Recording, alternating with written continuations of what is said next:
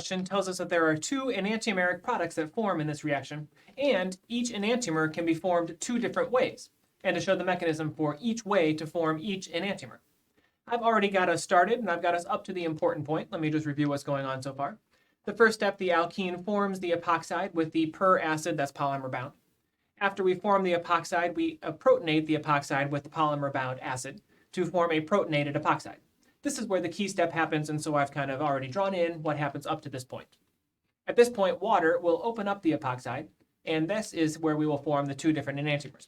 Let's take a look.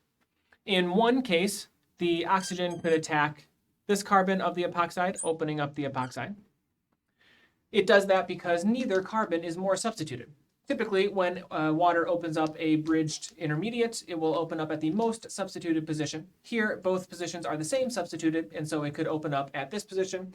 Or, and this is important, the oxygen could open up the epoxide at the other position, both of which are equally likely. If the oxygen opens up the epoxide at the carbon on the right, that will go through an inversion of stereochemistry, and so we'll end up with the hydrogen on a dash and the new oxygen on a wedge. And the rest of the molecule will stay the same. If the oxygen opens up at the carbon on the right, however, the carbon on the left will stay the same, and the carbon on the right will undergo inversion of stereochemistry.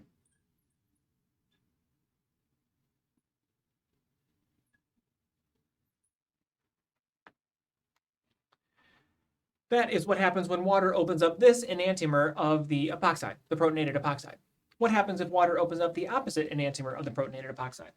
Well, the oxygen could attack the carbon on the left, opening up the epoxide. Again, since both carbons of the epoxide are the same substituted, the oxygen could open up the epoxide on the carbon on the right. If the oxygen opens up the epoxide of the carbon on the left will undergo inversion of stereochemistry. That will put the new oxygen on a dash and retain the stereochemistry at the carbon on the right. If the new oxygen is on the dash, that would be the same as this version. If the oxygen opens up at the carbon on the right, that will invert the stereochemistry at the carbon on the right. That will put the new oxygen on a dash on the carbon on the right. The carbon on the left will stay the same. That would be this version. So both enantiomers of the product give both enantiomers of the epoxide give both possible products through two different pathways. The only thing left is to remove the acidic proton with some more water.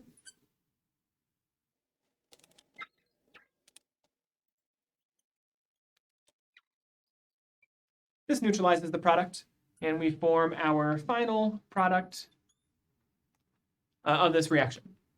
Two different pathways give two different enantiomers through the same mechanism.